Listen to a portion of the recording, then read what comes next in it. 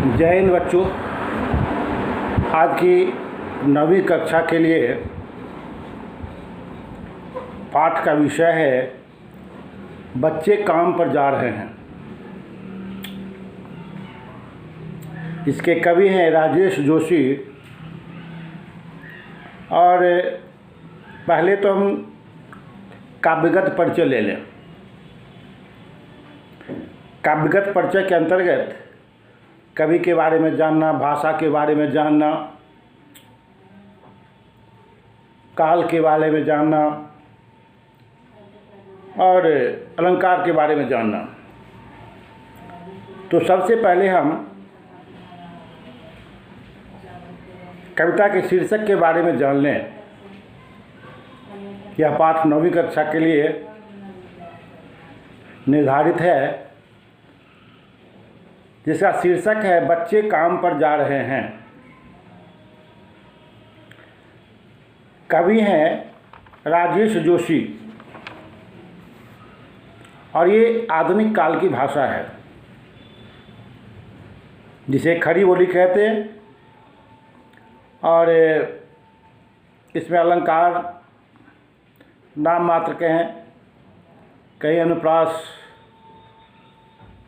या रूपक अलंकार हो सकते हैं। हम देखेंगे कौन कौन से अलंकार आगे हैं। तो आधुनिक काल की यह क्रांतिकारी कविता, जिसके बारे में कवि राजेश जोशी हमारे देश में जो व्याप्त और सामाजिक आर्थिक विषमता है,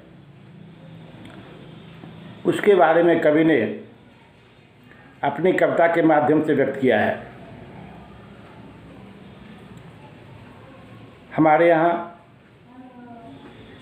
प्रायः दो तरह के लोग हैं, एक आर्थिक संपन्नता से भरे हुए और एक है आर्थिक विपन्नता से के मारे हुए। फिर ऐसे कुछ बच्चे हैं जिसका चित्रण कवि अपनी कविता के माध्यम से करता है। ये आर्थिक विषमता का चित्रण करते हुए कवि ने यह चित्रण करते हुए लिखा है कि गरीब गुरुओं के बच्चे अपने पेट के जुगाड़ के लिए, भूख मिटाने के लिए पढ़ाई छोड़कर काम पर जा रहे हैं। उनके लिए समय की कोई सीमा निर्धारित नहीं है।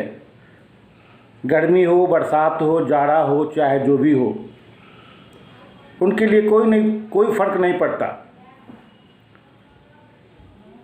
इसके पहले निराला ने भी इस तरह की परिस्थिति का चित्रण करते हुए लिखा है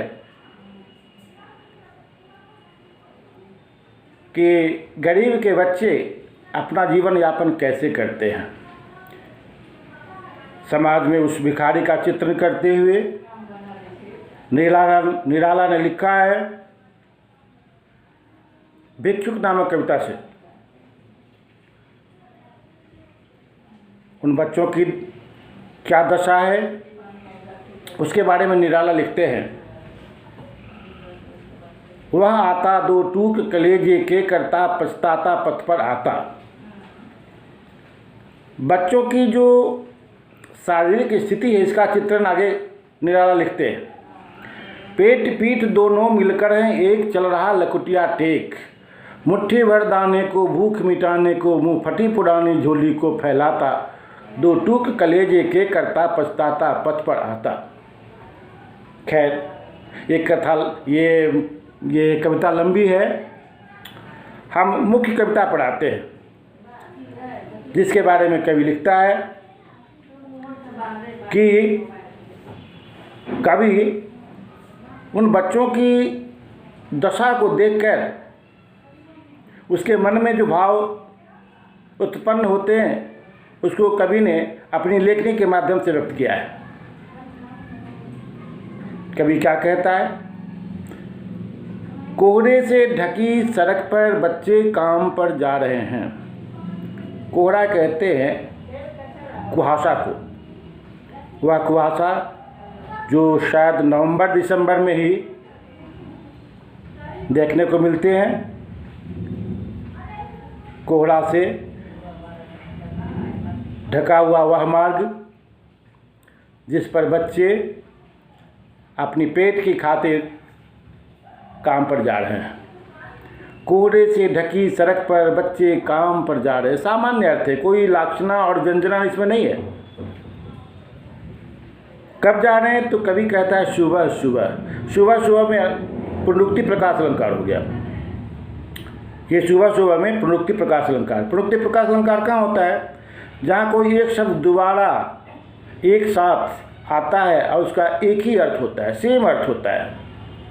उसकी पहचान ये कि उसमें उसके बीच में एक हाइफन होता है, डैश होता है, वहाँ पुनरुक्ति प्रकाश अलंकार होता है। कभी कहता है कि वे गरीब के बच्चे, वे असहाय, वे निस्सहाय बच्चे अपने पेट की खातिर काम करने के लिए खेत में जा रहे हैं। उनके काम करने की जगह केवल खेती नहीं है, और भी जगह, जैसे फैक्ट्री में जा रहे हैं, गैरेज में काम करने जा रहे हैं, किसी होटल रेस्तरां में जाते हैं। उनके काम करने की जगह अलग अलग है।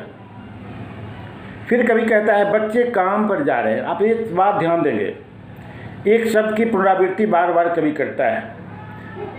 बच्चे काम पर जा रहे हैं, ऊपर भी कहा कि बच्चे काम पर जा रहे हैं। इसका अर्थ होता है कि कवि इस बात को बार बार रिपीट इसलिए करता है कि यह ध्यान रखने के लिए बच्चे काम पर क्यों जा रहे हैं, उनकी क्या व्यवस्था है।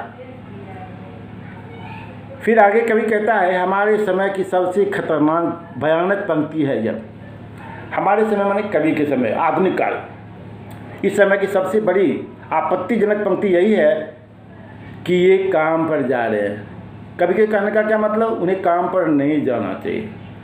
जो काम अभी करना चाहिए वह करना चाहिए। उनको क्या करना चाहिए? तो उनको अभी पढ़ना चाहिए, लिखना चाहिए, खेलना चाहिए, कूदना चाहिए, मनोरंजन करना चाहिए।